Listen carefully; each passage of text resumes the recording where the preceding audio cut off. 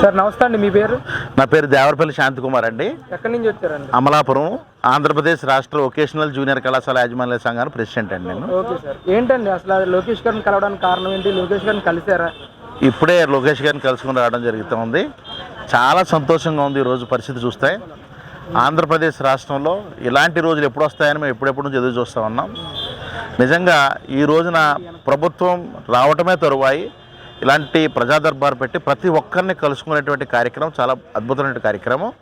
ఈ కార్యక్రమం ద్వారా మాకు ఉన్నటువంటి సమస్యలు, మేము రాష్ట్ర వ్యాప్తంగా ఉన్నటువంటి కాలేజీకి సంబంధించినటువంటి సమస్యలన్నీ కూడా లోకేష్ బాబు గారి దగ్గర తీసుకెళ్ళడం జరిగింది.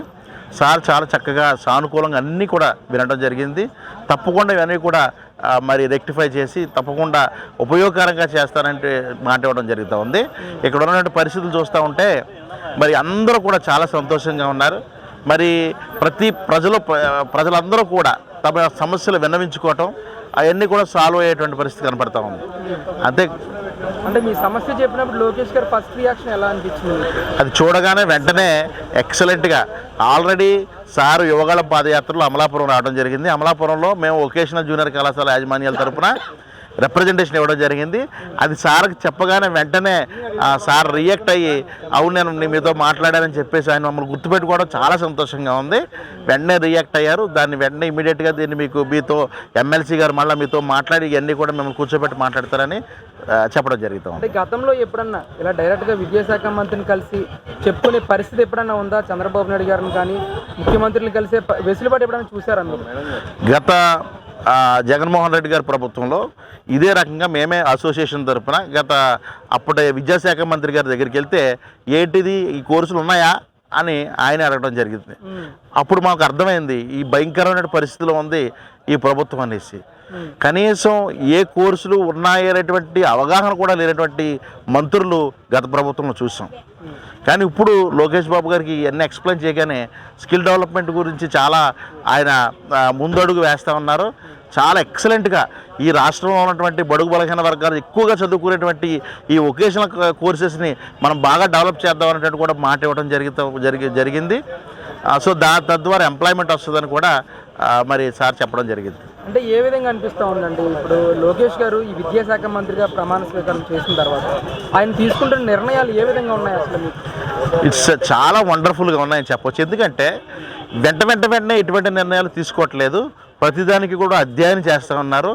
ఎవరు నష్టపోకూడదు.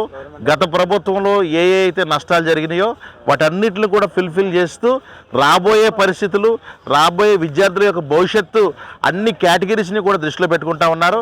కేజీ టు పీజీ వరకు కూడా ప్రతి విద్యార్థిని కూడా దృష్టిలో పెట్టుకుని ఆయా కోర్సులు బట్టి ఒక నిర్ణయాన్ని తీసుకు దానికి ఒక సిస్టమేటిక్గా ఒక డిసిప్లైన్గా ఏ విద్యార్థిని కూడా నష్టపోకుండా, విద్యార్థి కూడా ఈ రాష్ట్రంలో నష్టపోకుండా తీసుకునే నిర్ణయాలు అద్భుతంగా ఉన్నాయి. ఇలాంటి ప్రభుత్వం చాలా అవసరం. ఇలాంటి ప్రభుత్వం ఉంటేనే రాష్ట్రంలో రాబోయే రోజుల్లో విద్యార్థులు భవిష్యత్తు అద్భుతంగా ఉంటుంది. ఎలా అనిపిస్తుందండి? సీఎం గారు ఒకవైపు, మంత్రి గారు నారా లోకేష్ గారు ఒకవైపు జనసేన పార్టీలో పవన్ కళ్యాణ్ గారు కానీ మా ఎమ్మెల్యేలు కానీ ప్రజా దర్బార్లు నిర్వహిస్తూ ఉన్నారు అధికారంలోకి వచ్చిన మొదటి రోజు నుంచి కూడా. ఏ విధంగా అనిపిస్తాం? ఇది చాలా పండగగా అనిపిస్తుంది ప్రతి ఒక్కరికి కూడా. ఎందుకంటే ఈ 5 సంవత్సరాల్లో ఏ ప్రజలు కూడా ఎవ్వరూ వినటువంటి దాఖలాలు ఎక్కడా కూడా లేవు. పవన్ కళ్యాణ్ గారికి కూడా ఎంతో రుణపడి ఉన్నాం ఈరోజు రాష్ట్రం అంతా కూడా. ఎందుకంటే ఆయన ఆలోచనలు అద్భుతమైనటువంటి ఆలోచనలు. మరి ఆయన సింప్లిసిటీ కానీ ఆయన ఆలోచనలు, చంద్రబాబు నాయుడు గారి ఆలోచనలు, లోకేష్ గారి ఆలోచనలతో ఈ రాష్ట్రంలో ప్రతిదీ కూడా సమిష్టిగా జరుగుతుంది. ఒక సిస్టమేటిక్గా జరుగుతుంది, ఒక డిసిప్లిన్గా జరుగుతుంది. బయట రాష్ట్ర వాళ్ళు, బయట వారందరూ కూడా చూస్తే ఈ రాష్ట్రాన్ని ఆకర్షించుకునేటువంటి విధంగా ఈరోజు పవన్ కళ్యాణ్ గారు కానీ, చంద్రబాబు నాయుడు గారు కానీ, లోకేష్ గారు కానీ విధానాలు ఉన్నాయని కూడా తెలియజేసుకుంటున్నాను. డెవలప్మెంట్ పరంగా ముందుకెళ్తుంది అంటారా? తప్పకుండా. యాక్చువల్గా చేసుకుంటే ఈ లాస్ట్ 5 years నుంచి చూసుకుంటే అందరూ కూడా ఈసారి కూడా ఈ ప్రభుత్వం రాకపోతే ఎప్పుడు వదిలిపెట్టేసి వెళ్ళిపోదాం అనుకునేటువంటి పరిస్థితుల్లో అటు వ్యాపారస్తులు ఉన్నారు, ఉద్యోగస్తులు, విద్యార్థులు ఉన్నారు.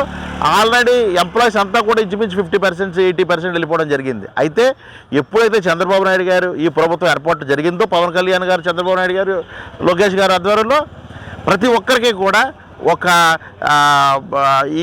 ఈ ప్రభుత్వం మీద కాన్ఫిడెన్స్ పెరిగింది. ఎందుకంటే గతంలో వాళ్ళు చేసినటువంటి ఉద్యోగ విషయాల్లో వారు చేసినటువంటి కానీ కంపెనీస్ తీసుకురావడం కానీ వీటన్నింటినీ కూడా బట్టి కాన్ఫిడెన్స్ పెరిగింది ప్రతి ఒక్కరికి కూడా.